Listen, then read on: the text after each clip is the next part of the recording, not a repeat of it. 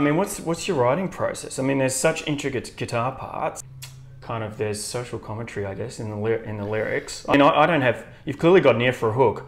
I do. I feel blessed to have that. Okay. I really do. I mean, my parents played a lot of pop music when I was growing up, and it was really eclectic and diverse stuff like Air Supply, the Little River Band, a lot of Elton John, Rod Stewart. See, that's good stuff. Great stuff. Yeah. And just really, really amazing songs. So I kind of absorbed that as a kid. I just fell in love with all that kind of music long before I ever got into like the 50s stuff, which everyone seems to associate with me and with the band. But I think as far as songwriting is concerned, you know, I draw much more influence from the Bee Gees than I do Little Richard. And also there's things like AC/DC I always loved, and Midnight Oil, so, and The Clash. So as far as the political kind of angle and the social commentary, that's where that comes from, and me not wanting to write songs about hot rods and picking up your girl and stuff, which is what the 50s stuff always was. I was like, yeah, it's been done. Yeah. So I guess my main influence for songwriting comes from drawing it from, you know, it's a pretty wide net that I cast from, and it wasn't necessarily ever going to work. You know, I think you can't. I don't know whether you can be into the Bee Gees and AC/DC and try and mix them both in.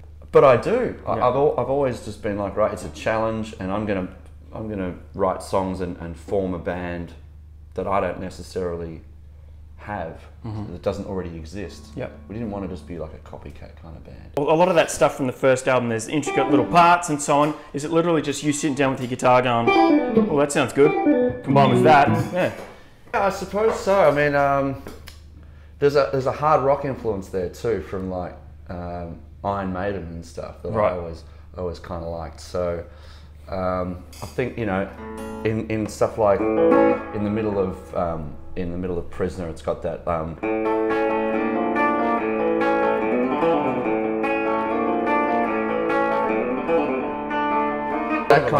it was like a combination of like country picking and metal kind of parts, and I don't know, I was pretty lucky early on, I think, to have a guitar teacher that showed me a lot of stuff by the Shadows. Okay. And you know, there was always that Chet Atkins.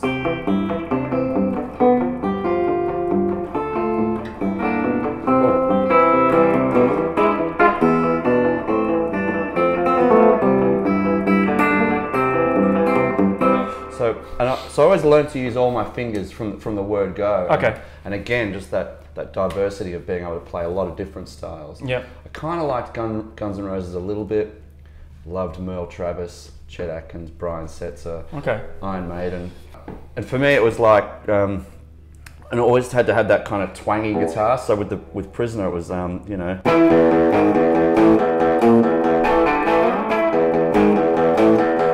almost like Dwayne Eddy on steroids or something. But you can't ask me where this stuff comes from. I don't know. It's just, you know, it's like you. I mean, we just sit around and we noodle, and we think, oh, that sounds good. And what about the melodies? I mean, like I said, you've got an ear for a hook. Is that literally just, gee, that will sound good over the top of that? Simple as that? I mean, do they come really quickly?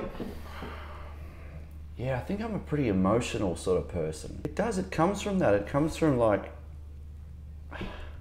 trying to find those things where the hair on your arm stands up, or the back of your neck, whatever the saying is. The hair stands, some sort of hair stands up somewhere. Those spine tingling kind of things, and I think you only get that if you're a bit of a sensitive soul and you can kind of wear your heart on your sleeve. And for me, I think that's where it comes from. And I was always a sucker for, like, you know, haunting kind of minor kind of, you know, minor melodies and. I mean, but it doesn't come easy to me, I must admit. Okay. You know, I'll work on a song for days and weeks, and I do draft after draft. But I think there has to be an initial melody kind of thing. Right. Like with White Noise, that was just that melody just popped into my head. You know? Okay. It's just like, I can't do it on this guitar because it's an alternate tuning. Right. But it's, if you were to play it on this guitar, it's a whatever it is. And just that da da da da da da da I don't know where it comes from. It's just, I just thought, oh, that's catchy. And it sticks. And I was like, right, now I better write some verses to that, because that definitely sounds like a chorus. Right. You're one of these songwriters who says, okay, I'm going to put the lyrics out there. It's up for your interpretation. Sort of, but I'm also pretty literal. I mean, I'm the guy who wrote Prisoner of Society. It doesn't get much more literal than that. Yeah. I wish I was kind of a bit more mysterious in my lyrical contributions, but I mean, that's just a communication breakdown. It's just another way of, you know, whether you're having an argument with someone or you're just not seeing eye to eye, you know. Okay. I'm just not, or you're speaking another language. But I always like those kind of where you have the pedal thing and then underneath